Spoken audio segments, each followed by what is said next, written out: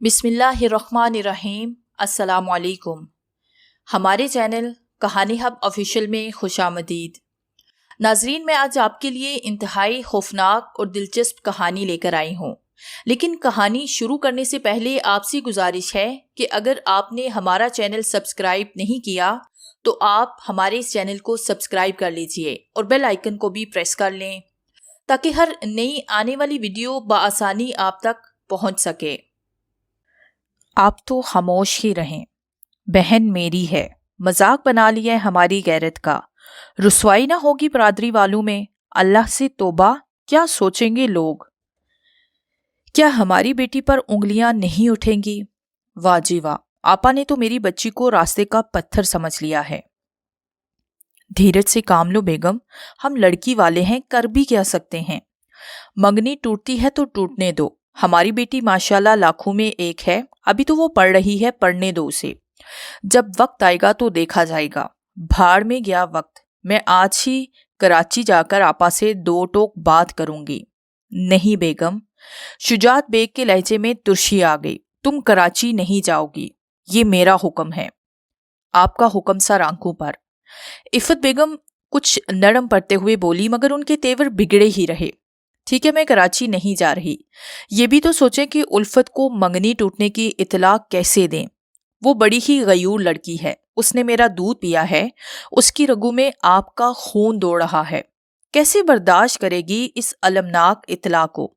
आसान सी बात है, तुम्हारी आपा का खत उसके टेबल पर रख दो, मुझे मेरे खून पर बड़ा नाज है। उल्फत एक हौसलामंद लड़की है, वो अपने मुस्तकबिल का फैसला खुद करेगी। शुजात बेग आखिरी बात कहकर खामोश हो गए। चल लम्हे कुछ सोचते रहने के बाद इफ़त बेगम हाथ पकड़े मेरे कमरे में दाखिल हो गई। चंद ही मिनट गुजर पाए थे कि मैं भी पहुंच गई। वालदेन को सलाम किया और अपने कमरे में दाखिल हो गई। किताबें मेज पर रखते ही हाथ देखा, पर्चा निकाला और पढ़ना शुरू कर दिया। पूरी तहरीर पढ़ लेने के बाद मैं संगे मरमर का मुजस्मा बन गई।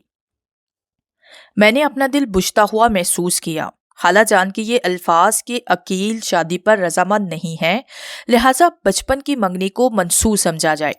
मेरे जहन पर अंगारे से दौड़ने लगे थे, लेकिन मेरी ये कैफियत आजिज़ी साबित हुई। गो के दिल होन के आंसू रोना चाहता था, लेकिन बड़ी ही हुई खुद एतमादी ने मुझे पुरसकून कर दिया। मैं सिर्फ चंद लम्हों में एक फैसले पर पहुंचते हुए वालदेन के सामने पहुंची। मैं जानता हूं बेटी तुम क्या कहना चाहती हो, हमसे ज्यादा तुम्हारे दुख और कौन महसूस कर सकेगा। अब्बू, मैं मुस्कुराते हुए अब्बू के करीब बैठ गई। आप न जाने क्या सोच रहे हैं, मैं तो सिर्फ ये जानना चाहूंगी कि आप दोनों उदास क्यों बैठे हैं। बेटी, क्या तुमने अपनी खाला का खत नहीं पढ़ा? ओह, तो गोया अब मेरी मंगनी टूटने के सदमे से दो चार हैं। तो क्या तुम्हें अपनी मंगनी टूटने का कोई दुख नहीं? अम्मी मुझे हैरत से तकते हुए बोली। नहीं बेगम। अब्बू फरते मुसरत से बेकाबू होकर फौरन बोल उठे। मेरी बेटी इस कदर बुज़दिल नहीं है कि लड़कपन के जाहिलाना फैसले पर भड़क उठे। मैं तो ये कहूँगा कि वालिदैन को अपनी औलाद की तकदीर का फैसला कर देवे जल्दबाजी का मुजाहिरा नहीं करना चाहिए। अबू मुझे सीने से लगाते हुए बोले, मुझे एहसास है कि मंगनी टूटने की इतला मेरे लिए किसी सानहे से कम नहीं है, ताहम रोक लगाने की जरूरत भी नहीं। अल्लाह जो करता है उसमें उसके बंदे की बेहतरी ही होती है। अम्मी, अब्बू के करीब से उठकर मैं अम्मी से लिपट गई। अबू ठीक ही तो कह रहे हैं, अब दोनों हंसते मुस्कुराते रहे, होनी को कौन टाल सकता है। गर्ज ये कि मैंने तरह तरह की मसाले देकर दोनों को हर तरह से मुतमिन कर दिया। रात में अपने बिस्तर पर लेटते ही मेरे जहन पर एक तूफान सा उठ खड़ा हुआ। बचपन का जमाना किसी जुल्म की तरह मेरे जहन पर लहराने लगा। मैं और अकील एक साथ पढ़े खेले थे। दरिया किनारे बैठकर हम बचकाना अंदाज में बेहतरीन मुस्तकबिल के प्रोग्राम बनाते थे। अकील मुझसे बहुत मोहब्बत करता था। उसकी सिर्फ एक आदत मुझे खुलती थी, वो ये कि मैं जो भी गरोंदा बनाती अकील उसे ढा दिया करता था। इसकी वो फितरी आदत आज जवानी में अपना असर दिखा गई। मुझे क्या मालूम था कि एक दिन अकील मेरे अरमानों का महल भी ढा देगा। अकील, ये तुमने क्या किया? सिसकते लहजे में कहते हुए मैं बेख्तियार रो पड़ी। उल्फत, यार उल्फत, ये कैसी रोनी शक्ल बना रखी है। ये आवाज मेरी दोस्त रजिया की थी। اگر وہ مجھے مخاطب نہ کرتی تو شاید میں کیاریوں میں کھلے پھولوں کو تکتی رہتی۔ میں چونکی، کچھ نہیں رضیہ، یوں ہی ذرا سر میں درد ہے۔ غلط، سر ہی میں درد ہوتا تب بھی مجھ سے باتیں کیے بغیر تمہیں چین نہ ملتا۔ کالج بھی دیر میں پہنچی ہو اور سر کو سلام بھی نہیں کیا، کچھ تو ہے۔ دیکھو، میری طرف دیکھو، اگر تمہارے ذہن پر کوئی وزن ہے تو اسے اتار پھینکو۔ مجھے بتاؤ کہ آخر تم اتنی اداس کیوں ہو؟ میں نے اداس نظریں اٹھائی اور اپنی بہت ہی عزیز سہیلی کو دیکھا۔ ایک ہمدرد کو قریب پا کر میں نے ایک آہ سرد بھری اور پھر ضبط کا وہ بندھن میرے آنسو کے ذریعے ٹوٹ گیا جسے میں نے محض ابو اور امی کا حوصلہ بڑھانے کے لیے جوڑا ہوا تھا۔ الفت، رضیہ نے مجھے لپٹا لیا۔ تم رو رہی ہو؟ خدارا بتاؤ مجھے آخر معاملہ کیا ہے؟ میں نے دوپٹے کے پلو سے اپنے آنسو پونچھے اور کتاب سے ہاتھ نکال کر رضیہ کو تھما دیا۔ پورے کالج میں ہماری دوستی 14ویں کے چاند کی روشنی کی طرح مانی جاتی تھی۔ رضیہ نے عجیب سی نظروں سے میری طرف دیکھا اور پھر خط پڑھنے لگی۔ تو یہ بات ہے، تمہارا چہرہ اس بات کی غمازی کر رہا ہے کہ تم عقیل کو دل کی گہرائی سے چاہتی ہو۔ ارے دفع کرو عقیل کو، تم وہ سدا بہار پھول ہو جس کے گرد کئی بورے بناتے ہوئے پھریں گے۔ نہیں رضیہ، ایسی باتیں نہ کرو۔ عورت اپنی زندگی میں صرف ایک ہی بار ایک ہی مرد کو چاہتی ہے۔ میرا آغاز بھی عقیل اور اختتام بھی عقیل ہے۔ میں یہ صدمہ برداشت کر بھی لوں، لیکن میرے والدین اس قدر حساس ہیں کہ وہ اندر ہی اندر گھٹ کر مر جائیں گے۔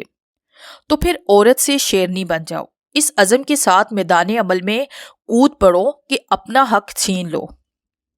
عقیل تمہارا منگیتر ہے، تمہیں یہ حق حاصل ہے کہ اسے جائز اور باوقار طریقے سے حاصل کرو۔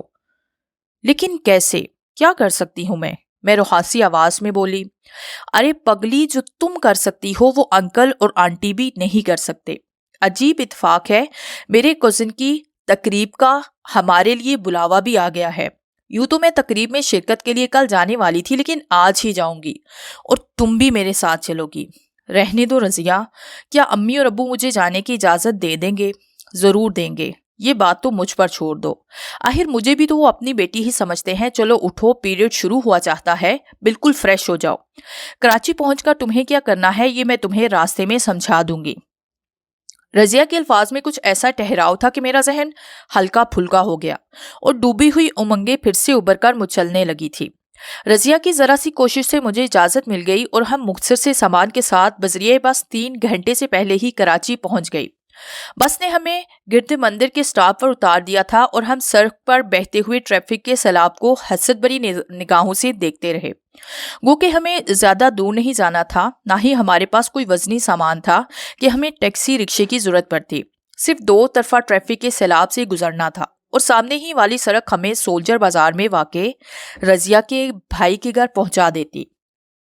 موسم بھی بہت ہی پیارا تھا، آسمان کو مٹیالے بادلوں نے گھیرا ہوا تھا۔ ہواؤں کی سرد ہنکی بتا رہی تھی کہ بارش ہوگی۔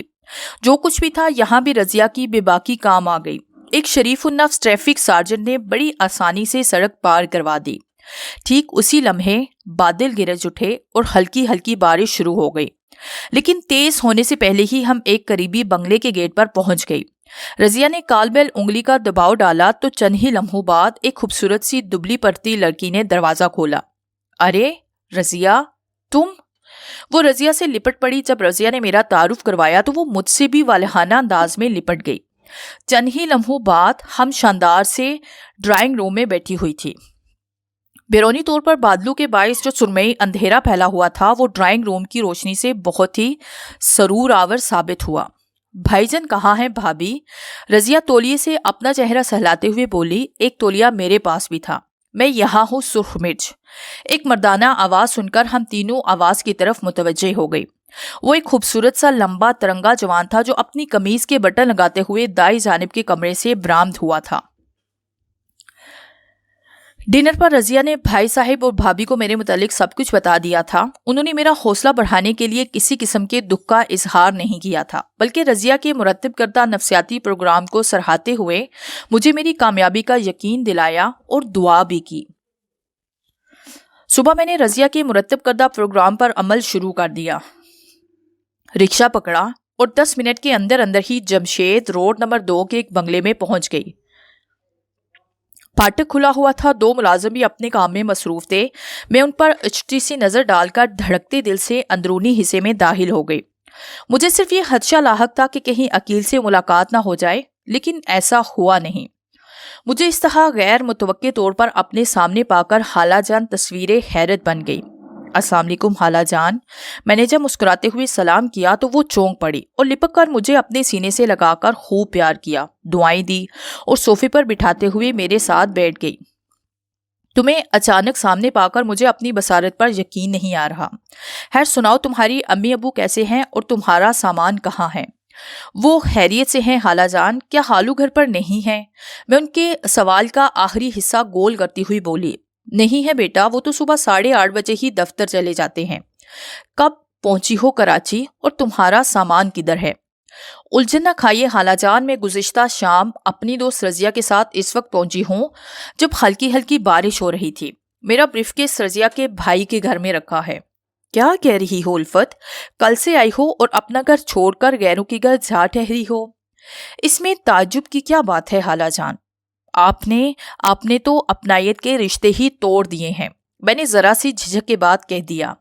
उल्फत मेरी बेटी, तेंस के निश्तर ना चलाओ। रिश्ता मैंने नहीं बल्कि मूडी काले अकील ने तोड़ा है। यकीन जानो बेटी, हम दोनों मियाँ बीवी अकील से बोलते भी नहीं।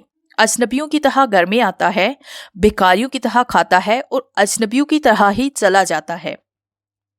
ये बीमारी हाकी उसकी रग रग में समा गई है। ऑटोग्राफ लेने वाली लड़कियों ने उसके दिमाग में भोसा भर दिया है। राजा इंदर समझने लगा है खुद को। हमारे लाख समझाने पर भी वो बचपन का रिश्ता मानने पर तैयार नहीं हुआ। काश वो तुम्हें एक बार देख लेने के बाद कोई फैसला करता। बचपन बचपन होता है और जवानी जवानी होती है। बहुत दर्दनाक मौजू है ये, कोई और बात करो। खाला जान के चेहरे पर हकीकी कुर्ब महसूस करके मैंने हौसला पकड़ा। खाला जान, क्या अब मंगनी तोड़ने के खिलाफ थी? तुम्हारे खालू अब्बा भी मंगनी तोड़ने के हक में नहीं थे और ना हैं। क्या हम बदनसीब हैं कि अपनी जान सी उल्फत को छोड़ दें? मेरी उमंग भर आई। मेरे एतमाद में एक ठहराव सा पैदा हो गया। फरते मुसरत से मेरी सांसें चढ़ने लगी। तो फिर मेरा प्रोग्राम सुन ले खाला जान, मैं अपनी अंदरूनी मुसरत को दबाते हुए बोली। बिगड़ी बनाने वाला अल्लाह है। अल्लाह ने चाहा तो आस के बंधन जुड़े ही रहेंगे। पुरअज़म लहजे में कहते हुए मैंने अपने प्रोग्राम से हाला को आगाह करना शुरू कर दिया। मेरी बच्ची, खाला जान मुझसे लिपट पड़ी, मेरी पेशानी चूमने लगी। तुम पालोगी अकील को उल्फत। मेरी दुआएं, मेरा तामुन तुम्हारे साथ रहेगा। अल्लाह करे कि आस के बंधन जुड़े ही रहें। ये 2 बाइज्जत खानदानों का बंधन है। अल्लाह हमेशा कायमो दायम रखे। नेशनल स्टेडियम इंसानों से खचाखच भरा हुआ था। औरतें, मर्द, बच्चे और बूढ़े मैच शुरू होने से पहले ही स्टेडियम में पहुंच चुके थे। उस हॉकी मैच की बड़ी धूम थी। पाकिस्तानी खिलाड़ी और मगरबी जर्मनी फाइनल खेलने वाले थे। अकील भी कौमी टीम में अपनी बेहतरीन कारकर्दगी का मुजाहिरा करने वाला था। यही वजह थी मैंने 1000 कोशिशों के बाद रजिया समेत पहली नशिस्त हासिल की थी। 5 बजे मैच शुरू हो गया, लेकिन मुझे मैच से कोई दिलचस्पी नहीं थी। मेरी नजरें तो दराज कर उन मर्दाना हुस्नो वजाहत की शाहकार अकील पर जमकर रह गई थी। खूब निखार दिया था जवानी ने अकील को। रजिया भी अशश कर उठे। मेरी प्यासी नजरों की तो प्यास ही नहीं बुझ रही थी। मैच खत्म हो गया। कौमी टीम 5 गोल से जीत गई। पहला गोल अकील ही की स्टिक से हुआ था। इंटरवल के बाद दूसरा गोल भी अकील ने किया और मैच खत्म होने से पहले तीसरा गोल भी अकील ही से हुआ। हीरो की हैसियत पा गया अकील। लड़कियों के गोल ने अकील को घेर लिया था। उठो उल्फत, यही मौका है ज़र्ब लगाने का। मेरी महवियत को रजिया की आवाज ने तोड़ा। खबरदार, बहकना मत। लगा दो एक कारी ज़रब अकील की खुशफहमी पर।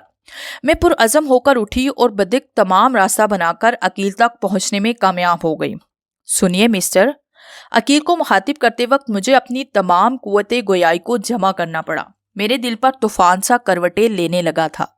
अगर रजिया मेरी शाना बशाना ना होती तो शायद मेरा हौसला पस्त हो जाता। अकील चौंक कर मेरी तरफ मुतवज्जे हुआ। क्या दे रही हैं ये लड़कियां आपको? मैंने बात पूरी कर दी। मैंने महसूस किया कि मेरी सरापा का चिट्टा सा जायजा लेते ही अकील की आंखों में चकाचौंध सी पैदा हो गई। उसके लबों पर तिलफरेब सी मुस्कुराहट बिखरी और वो दीगर लड़कियों को नजरअंदाज करके मेरे सामने झम गया। मोहतरमा, یہ مجھے کچھ دے نہیں رہی بلکہ میرا آٹوگراف لے رہی ہیں۔ آٹوگراف؟ میں طنزیہ بولی۔ ایسا کیا تیر مار لیا آپ نے؟ 3 گول ہی تو کیے آپ نے، جبکہ آپ کا یہ منچو قسم کا ساتھی بھی 2 گول کر چکا ہے۔ کیا بک رہی ہو لڑکی؟ اگر میں تیسرا گول نہ کرتا تو یہ ٹیم نہ جیتتی۔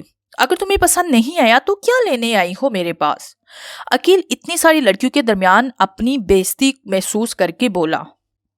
میں تو آپ کے منچو ساتھی کی پیٹ تھپکنے جا رہی تھی۔ وہی میری نظروں میں قومی ہیرو ہے، اپنا ڈیل ڈول دیکھیے اور اس غریب کا دیکھیے۔ چھی، ہیرو تو آپ تب کہلاتے جب 5 گول آپ نے کیے ہوتے۔ کہنے کے بعد میں عقیل کو دم بہت چھوڑ کر بلا وجہ ہی دوسرے دبلے پتلے کھلاڑی کی طرف بڑھتی چلی گئی۔ وہ مارا، رضیہ میرا ہاتھ دباتے ہوئے بولی، تڑپے گا، رات پر بستر پر تڑپتا رہے گا، تمہارا ایک ایک لفظ اس کی بڑی ہوئی خود اعتمادی پر کاری ضرب لگاتا رہے گا۔ دوسرے دن صبح 10 بجے ہی میں عقیل کے دفتر میں پہنچ گئی۔ ملازم نے مجھے روکنے کی ضرورت بھی نہ کی۔ میں نے جان بوجھ کر خود کار دروازے کو آواز کے ساتھ کھولا۔ تم؟ مجھے سامنے پا کر عقیل بکھلا کر اٹھ کھڑا ہوا۔ میں نے محسوس کیا کہ عقیل کی آنکھوں میں سرخی اور چہرے پر تھکاوٹ ہے۔ بلا اجازت کیسے آ گئی؟ ناراض نہ ہو، بڑی مشکلوں کے بعد آپ کا پتہ معلوم کیا ہے۔ میں دراصل اپنے کل کے رویے پر آپ سے معافی مانگنے آئی ہوں۔ پلیز عقیل صاحب، مجھے معاف کر دیجیے۔ قدرتی طور پر میرے لہجے میں معصومیت سما گئی۔ تشریف رکھیے۔ عقیل کا چہرہ چاندنی کی طرح ڈھل گیا۔ شکل اور صورت اور حسن و جمال آپ کا ایسا ہے کہ آپ کو دل میں بسا لیا جائے، لیکن باتیں ایسی کٹیلی کرتی ہیں کہ دل کرتا ہے کہ آپ کی چٹیا پکڑ کر سڑک کے کسی کھلے ہوئے مین ہول میں دھکیل دوں۔ تو گویا میں نے آپ کی تلاش میں اپنا وقت ہی ضائع کیا۔ لگتا ہے آپ نے مجھے معاف نہیں کیا۔ میں اٹھتے ہوئے بولی، حقیقت یہ تھی کہ میں عقیل کی نظروں کی تاب برداشت نہ کر پائی تھی۔ میرا دل دھک دھک کرنے لگا تھا۔ 15 برس کے بعد عقیل کو اپنے اتنے قریب آ کر میں بکھری جا رہی تھی۔ بیٹھ جائیے آپ، میں نے آپ کو معاف کر دیا ہے۔ کیا پینا پسند کریں گی آپ؟ جو آپ پینا چاہیں گے۔ میں مسکراتے ہوئے بیٹھ گئی۔ ویسے بھی عقیل میرا آئیڈیل تھا، میرے حسین سپنوں کی تعبیر تھا۔ اسے اپنی طرف مائل پا کر میں کوئی موقع گنوانا نہیں چاہتی تھی۔ میں مسلسل 40 منٹ تک عقیل کے ساتھ رہی۔ اس دوران ہمارے درمیان کافی سے زیادہ بے تکلفی ہو گئی۔ میرا نام سن کر عقیل چونکا بھی تھا، لیکن شاید بہت جلد اس نے اپنے کسی خدشے کو ذہن سے جھٹک بھی دیا، اور جب میں رخصت ہونے لگی تو اس نے دوسرے دن کی ملاقات پر بے حد اصرار کیا، اور میں نے مزار قائد کے پارک میں ملنے کا وعدہ کر لیا۔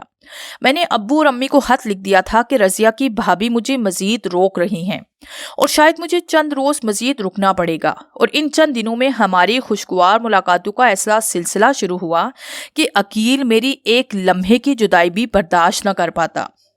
میرا مقصد حل ہو چکا تھا۔ ویسے بھی والدین سے جدا ہوئے مجھے کئی روز گزر چکے تھے۔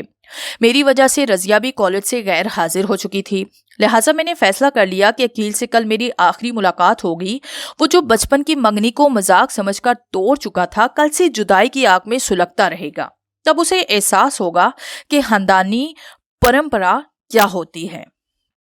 آخری ملاقات میں مجھے رضیہ اور بھابھی نے اس قدر بنا سنوار دیا کہ عقیل مجھے مسحور ہو کر دیکھتا رہ گیا۔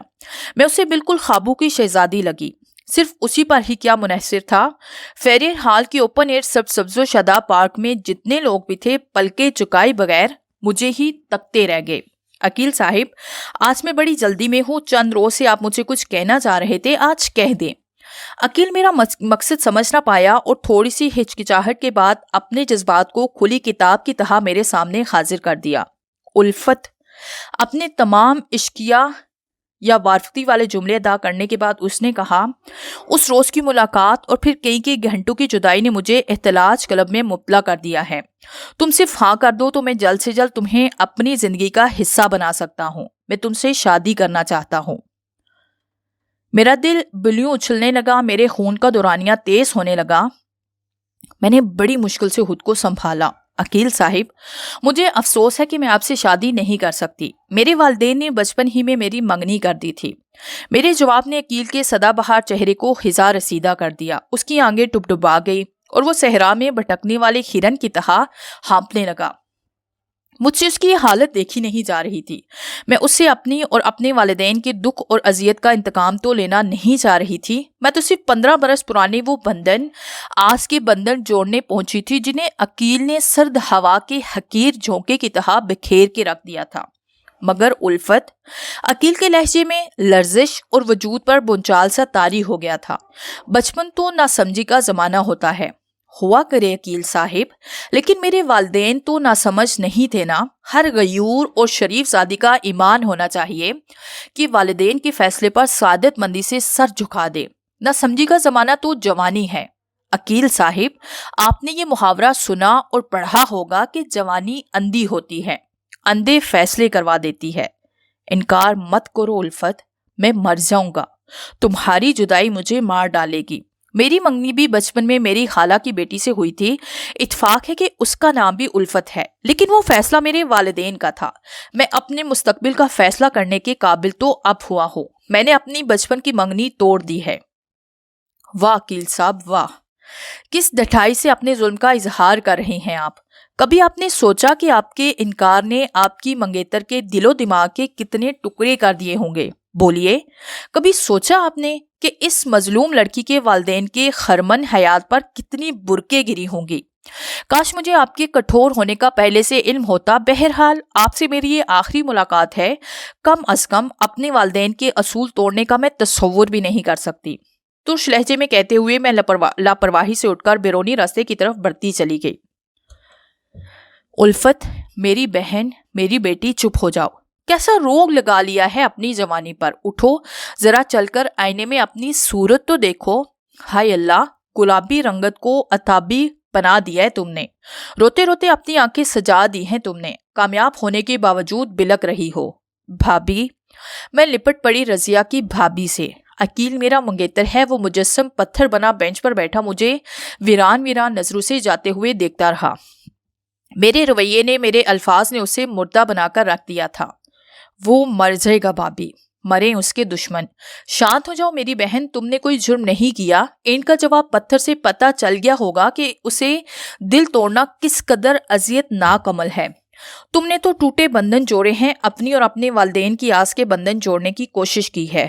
الفت میری بہن، بھابی چند میرا سر اپنی گود میں لیتے ہوئے بولی، چند گھنٹے، صرف چند گھنٹے انتظار کر لو، چلی جانا بیٹی۔ ایک نسوانی آواز سن کر ہم سب آواز کی طرف متوجہ ہو گئے۔ وہ میری خالہ ماں ہی تھی۔ پہلے چڑھ کر مردے میں جان تو ڈال دو۔ خالہ جان کو یوں اچانک سامنے پا کر جہاں میرا چہرہ خوش آئین تصور سے دمک اٹھا تھا، وہی خالہ جان کے چہرے پر قرب کے آثار محسوس کر کے میرا دل دھک دھک سے ہو کر رہ گیا۔ خالہ جان، میں سسکتی آواز میں چلاتی ہوئی اٹھی اور خالہ سے چمٹ گئی۔ جیتی رہو بیٹی، عقیل کو زندہ دیکھنا چاہتی ہو تو چھوڑ دو اپنی ضد اور چلو میرے ساتھ، وہ بے ہوش پڑا ہے، بے ہوشی کے عالم میں اس کے لبوں پر صرف تمہارا نام مچ رہا ہے۔ کیا منزل پا لینے کے باوجود اپنے قدموں کے نشانات مٹانا چاہتی ہو؟ نہیں نہیں خالہ جان، ایسا مت کہیے۔ جاؤ میری بہن جاؤ۔ بائی صاحب کی آنکھیں خوشی کے جذبات سے بھیگی ہوئی اور آواز میں لرزش تھی۔ بھابی اور رضیہ بھی مسرت کے آنسو سمیٹنے میں مصروف تھی۔ مسیحا بن کر جاؤ اور تمام مسرتوں کو سمیٹ لو۔ میں خالہ ماں کے ساتھ چل دی۔ مجھے یقین تھا کہ بھائی، بھابی اور رضیہ بھی ہمارے تعاقب میں لگ جائیں گے۔ خالہ ماں کی کار بنگلے کے باہر ہی موجود تھی۔ کچھ دیر بعد جب میں خالہ ماں کے ساتھ عقیل کے کمرے میں پہنچی تو عقیل کو اپنے بیڈ پر بے سود پا کر خالو وغیرہ کی موجودگی کا احساس کیے بغیر یا انہیں سلام کیے بنا عقیل پکارتی مجنونانہ انداز میں عقیل پر جھک گئی۔ عقیل، میں آ گئی ہوں، اپنی آنکھیں کھولے، خدارا آنکھیں کھولے، میں وہی کچھ کروں گی جو آپ کہیں گے۔ الفت، اچانک سے عقیل نے آنکھیں کھول دی۔ اس کے لہجے میں ایک ایسا تابناک قرب تھا کہ میں تڑپ کر رہ گئی۔ تم آ گئی الفت؟ ہاں عقیل، میں لوٹ آئی ہوں۔ مجھ پر شادی مر کسی کیفیت آ رہی تھی۔ وعدہ کرو مجھے چھوڑ کر کبھی نہیں جاؤں گی۔ چپ بے شرم، خالو ابا عقیل کو پیار سے ڈانٹتے ہوئے بولتے۔ جانتے ہو الفت کون ہے؟ یہ نالائق تمہاری خالہ کی بیٹی اور تمہاری بچپن کی مانگ ہے۔ کیا؟ عقیل کا چہرہ فرتے مسرت سے گلاب کی طرح کھل اٹھا۔ ہاں بیٹا، یہ وہی الفت ہے جس سے تم نے تمام بندر توڑ لیے تھے۔ اللہ کے کڑخوڑا احسان ہے کہ الفت نے خود ہی اپنی ذہانت سے اپنی اور اپنے والدین کی آس کے بندھن ٹوٹنے نہیں دیے۔